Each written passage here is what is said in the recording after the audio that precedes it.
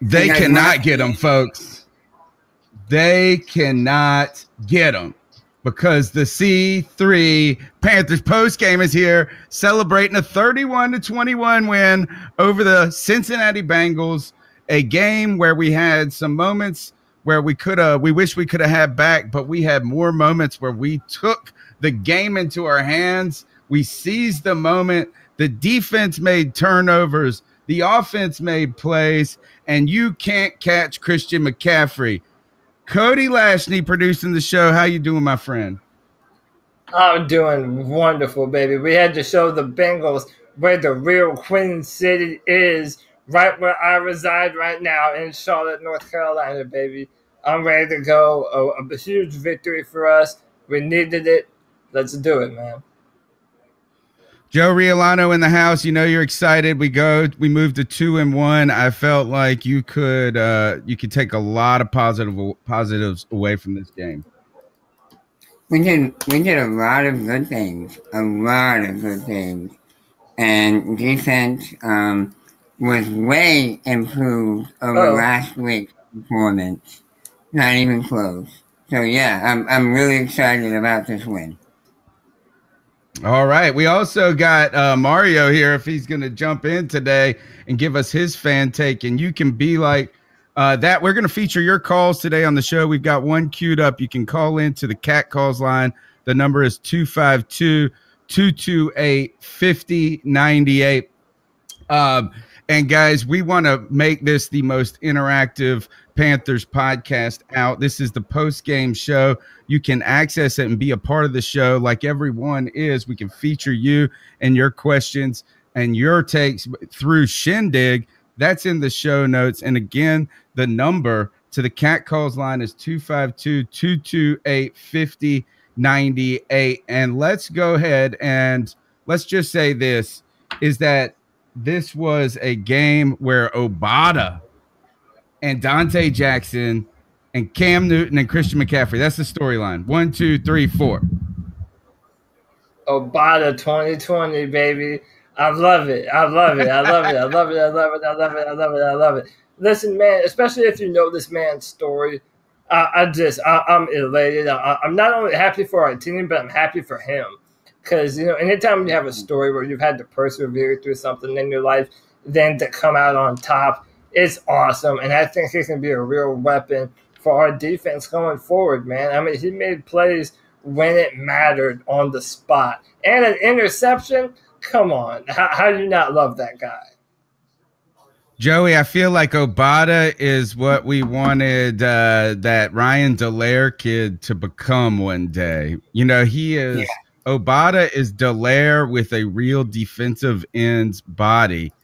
He's a manimal out there, and we need it right now because, actually, I would say this. I thought Addison played great. I thought he played pretty well. He might be a risk in run defense, but it's going to take some pressure off of Julius Peppers. Look, that defense wasn't perfect, Joey. They let up some big runs, some big plays. When AJ Green was in there, we were really struggling. And if Andy Dalton had time, he was going to be able to give us some fits. But AJ Green goes down. The defense plays opportunistic, not perfect, but opportunistic. Joey, put us in some good places to succeed. Man, you got to be fired up about that at the very least. Oh yeah, I really loved how fired up the defense came out. You could tell that they had really gotten an earful after last week's game because it came out really with a high level of intensity. And that's what we're used to seeing. While there was some pressure, we were getting gashed a little bit on some run plays, but they did tighten it up, and they really forced the Bengals into some tough situations, and that allows the defense to really go after it. We really saw what is more of the traditional Carolina Panthers defense this week versus last. Strange occurrences going on the podcast. Cody and them cannot hear Joey. I can hear Joey fine. So you're blasting out to the world. It's just the people in the actual in our room can't hear you, which is strange. So Joe, what we're gonna do is we're gonna bounce both people, you and Mario, out, and we'll bring you back in to try to reestablish a solid connection. Joe, we'll start with Joe. All right. So look on the offensive side, guys. And to you, Cody, as you're bringing these people in, I'll talk and ask a long-winded question so you can focus on that. Cam Newton goes out there 15 for 24, 150 yards passing, 2 touchdowns, 2 rushing touchdowns. But man, he was deadly. But Christian McCaffrey was even more deadly. 28 rushing attempts for 184 yards. He was gashing them all over the place. Man, with those two guys back there, this offense could be electric if you could just get the other parts to work in complement. I mean, I think it already is electric. I mean, if you look at what they've been able to do, they've done some very promising things. And I want to say that McCaffrey already has like the record for the 12th or 11th most rushing yards in a single Carolina Panthers game.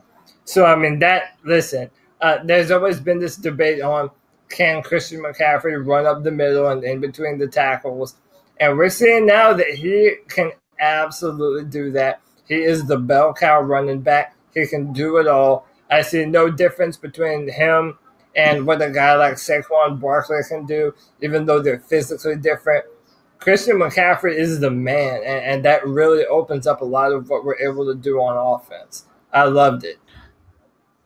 Let's go to Mario next. He's got the mute on right now. So if you turn that off, man, when you look at this, the offense was plagued also by some problems. Problems being Devin Funchess and Torrey Smith. Devin Funchess had a rough start, but was able to pull it back together. Torrey Smith, he kind of brings some things and not some other things. So Mario, if you want to go ahead and have your opinion heard on the C3 Panthers podcast, here's your chance to shout. But it looks like his mic's on mute to me. Yeah, Me too. Okay. Well, I'll say this. Smith leaves a lot to be desired, in my opinion. I know we brought him in to be a leader and to give us that speed, but my man is the most inconsistent when it comes to catching the ball. And as a receiver, that is your number one priority. And it's not like these are tough catches he's having to make. They're catches a NFL caliber receiver should be able to make with ease. And that's something you're not seeing. I look at that crazy catch that AJ Green pulled in, right? And he hauls in this catch. They say he's out of bounds. It was a catch. They rightfully overturn it. But I'm thinking here, that guy's making that mess look routine. And this ball is hitting Devin Funchess. That ball was like maybe 3 inches behind him. Like yes, could have been in a more perfect spot, certainly. But it was not like just crazy. And they're like, well, Cam's got to throw a better ball. Well, Andy Dalton's over there dropping these things in the 4th row of the stands, and AJ Green's finding a way to catch it. Now, if Funchess comes back and responds well, they draw up some plays that put him in some good spots. He catches the ball. We march down there. We had a great second quarter, and a lot of that momentum shifts after AJ Green goes down. We then get a big stop, I think, on 3rd down when Addison gets a sack on the following play. And then we really get that offense moving. You saw some plays downfield. You saw a combination of Christian McCaffrey I feel like the end of the second quarter, the game became the Carolina Panthers. We won the second quarter, and it was ours from then on out. Yeah, and especially going into the locker room at halftime, and you're up on the boards. That's important, man. I mean, that really is. And I want to say that whenever the Panthers do that, we win most of those games. I mean, it was absolutely huge. I definitely want to hear your guys' thoughts on our defense, because it seems like early on it almost seemed like a do-over of Atlanta. They were able to run the ball on us. They were gashing us deep down the field.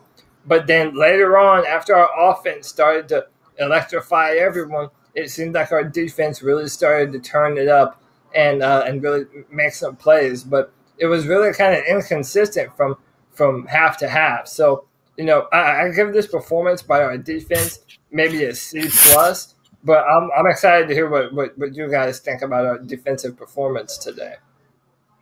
Joey, it always seems like it's on Colin Jones.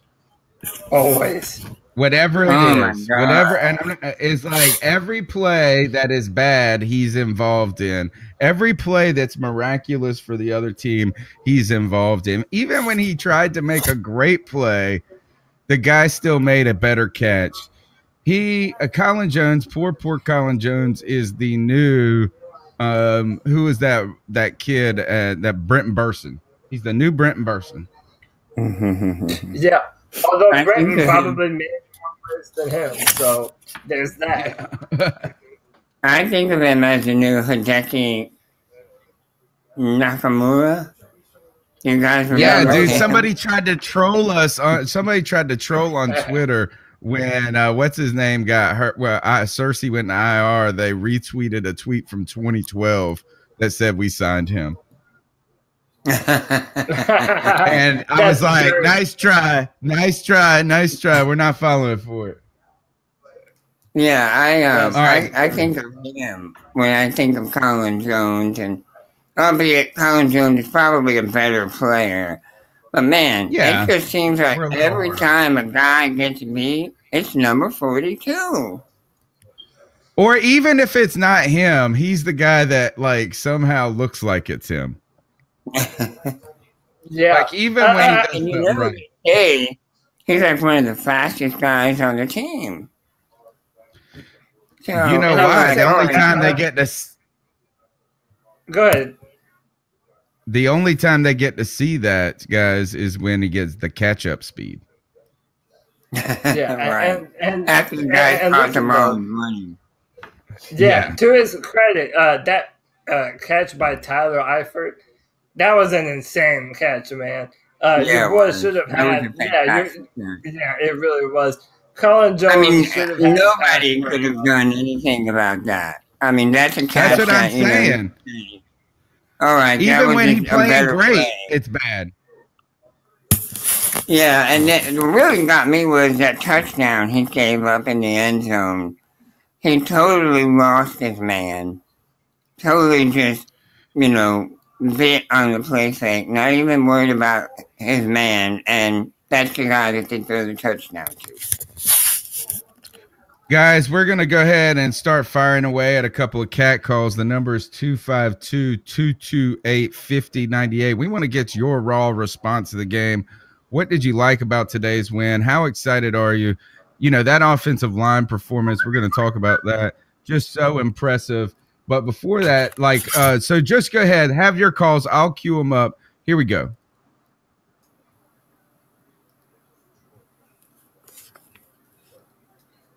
So it's not going to be a lot of shouting. What's going on, guys?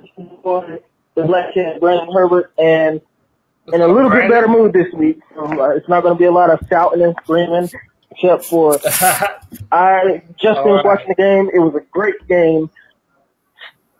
Mbada, F.A. Mbada, I think that's his name. That cat can play. He showed what he can do in preseason, and he should have had 2 sacks, but the ball wasn't moving, so it was a strike call or whatever. But this cat has a motor, and I'm starting to like he's the only one that's getting consistent pressure. Every time they put him in, busting his tail to get to the ball. So I love that. Cody, you were right about We lost him. We lost him. To, Good call to start. Call back, Brandon. He's giving me props, huh? I know. Here we go. Next call. David Mayo, Colin Jones. That's it. David Mayo, Colin Jones. I agree. What a good call. Look, David Mayo, he has to, we have to remember this, folks.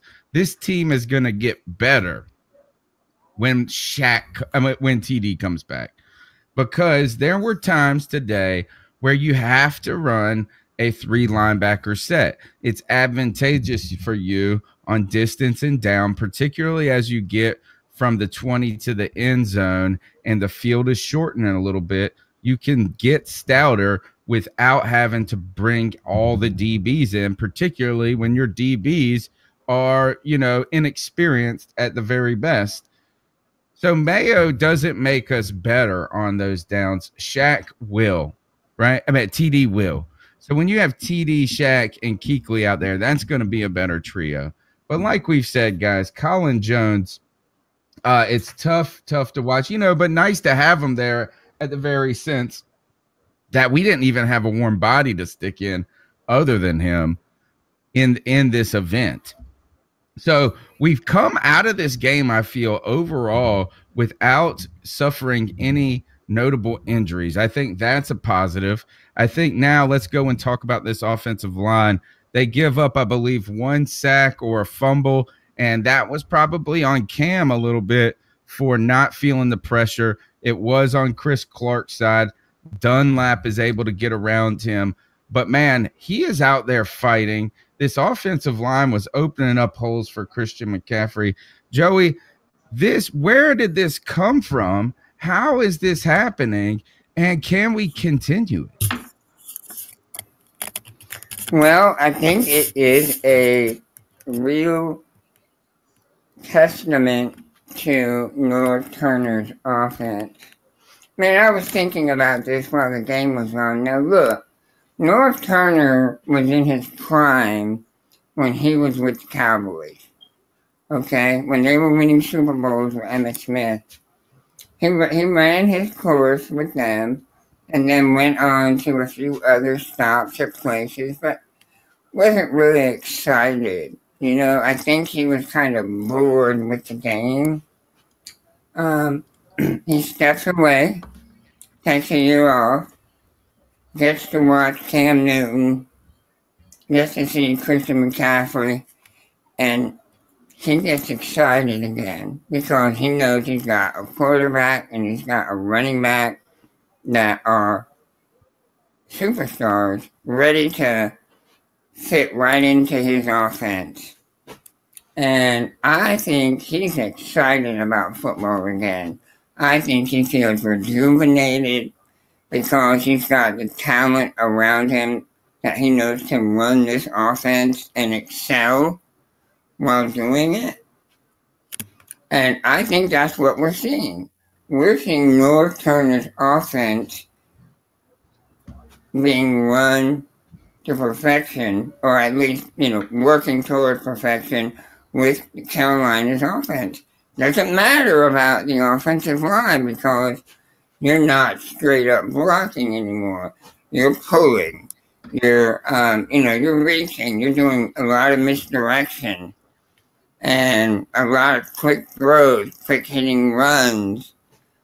So that's what I think has happened with this offense. It's been totally renovated, and what we're seeing start to show itself on that field is going to be a real thing of beauty. Cody, I saw Marxist Panther or whatever his name is say something positive about North Turner. Things are happening when that guy said something positive. Period. For real. I think it might be snowing outside my house. I need to go and check. But and what's funny about that guy? Because a lot of times he says something that he felt he says things I really do agree with a lot of the times, but then other times he's just upset for the sake of being upset. But listen, I have to say this, man. Chris Clark, I believe is his name.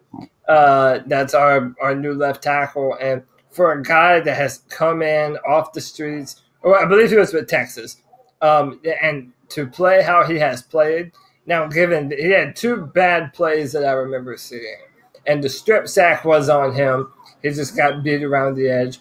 But man, to be able to come in and hold down the left tackle position like that, and I know I've said it before, but that is such a huge deal for us, man.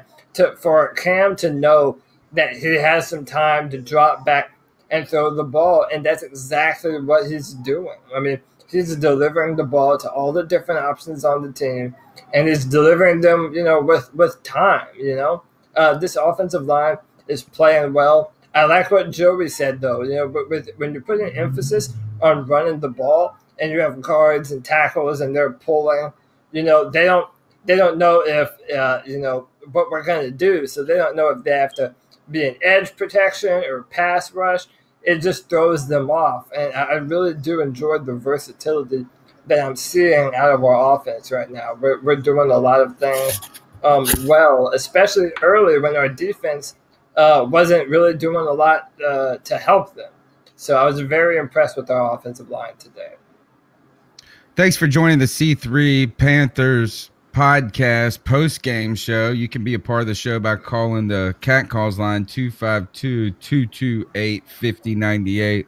We'll feature your take here on the show to get that raw reaction. We encourage you, turn your phone from landscape to portrait and smash the thumbs up button. Tell somebody about the show. Joey, I put up a tweet here from Frank Garcia.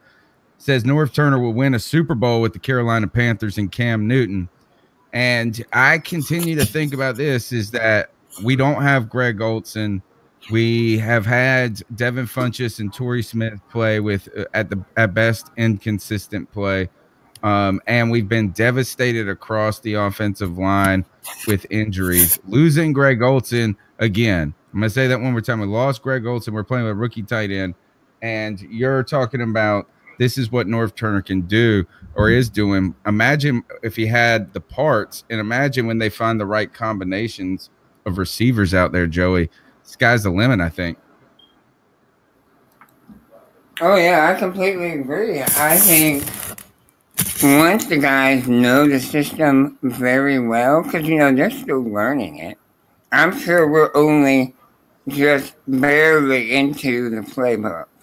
We saw the play today where he faked a handoff, looked one way to throw it, and turned around and threw the screen to CJ. And I was like, now we're getting into his playbook.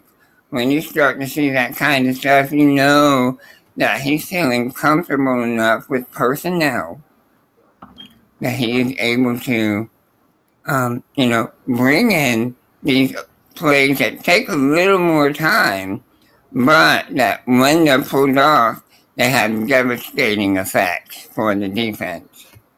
Because did you see the entire Bengals team on one side of the field? Yeah, what a beautiful play. Everybody was on one side of the field, and they threw back to the other. That's the exact type. That's the exact type of formation we talked about when we signed CJ, and we said we love to see Cam, McCaffrey, and CJ out there all go in different directions. And how do you account for it, Cody? It seems like on that play we found the magic recipe to use all three. Cam was feeling the read option today with Christian McCaffrey, but Christian McCaffrey he's such a hot hand right now. You can't force bringing CJ in too much. But how do we continue to find the right personnel combinations? Because we just have not seen hardly any DJ Moore, and I don't know if some of the other guys have shown that they're much better than a raw DJ Moore at this point. Well, and again, it's like I don't know if we even know that. It's like okay, DJ Moore really isn't seeing a lot of snaps even still. So is it on him? Like, are we giving Ron Rivera too much flack? Is DJ actually having some struggle? Really picking it up and being that receiver for Cam in practice, or what is it? I mean, I saw some people in the chat already saying they want to see more of Jarius Wright on the field, who has also been great on third down. But you brought up Christian McCaffrey and how important it is, and I just wanted to show this right here. I mean, when you look at what he's done through 17 games or 16 games last year, and you look at what he's already done now, I mean, that's insane numbers that he's putting up. I mean, that's fantasy heaven for whoever drafted him. I mean, he really is doing a lot for us. And I said it earlier, and this kind of goes without saying, but when you have a running back that's able to do that, Norv Turner is just drooling, man. I mean, he has so many options that are available to him now that it's hard to see why you wouldn't keep things kind of the same that we've always done. The Panthers run the football, and when we run the football, we win football games, and that includes Cam Newton, who was also great. Look, that bootleg on third down, man, that was just beautiful. And then Cam Newton pushing it into the end zone. We have a triple threat attack now with C.J. Anderson that is going to be a real nightmare for opposing defenses to have to go up against going forward. And it's a good time to be a fan of this Panthers offense. That's for sure. I think we got to get our wide receiver core playing at a higher level, though. Is that imagine the compliment because there was one point where it was, I think, first. I don't know. It was early in the game. We were down towards the red zone, and the receivers had been struggling. And I said I wouldn't be mad if they just tried running it between a combination of Cam, McCaffrey, Cam every play, like not even try to pass. They were able to turn it on, but imagine if Cam was making the right reads that right down the field. Yeah. A lot of these times. So if those things can connect and you have that potential devastation on the ground game, it could be very, very good. But I wonder if Funchess and Torrey Smith are the right combination. Can we cycle them a little bit better? So sometimes it's Cam. So sometimes it's Funchess and DJ Moore. Sometimes it's DJ Moore and Torrey Smith. Sometimes it's Funchess and Jarris Byrd. I don't know if that is there something about not being able to do that because it slows the game down by making too many substitutions, or is it about trying to find a rhythm with the same guys? But it doesn't look like we're interested in overly rotating at that position. Yeah, and really it's a practice thing. I mean, they have to really train that RPO styling in practice. And I mean, yeah, it's possible. I see teams do it all the time, switching guys in and out on plays. The Falcons and Saints do it. I see them do it all the time.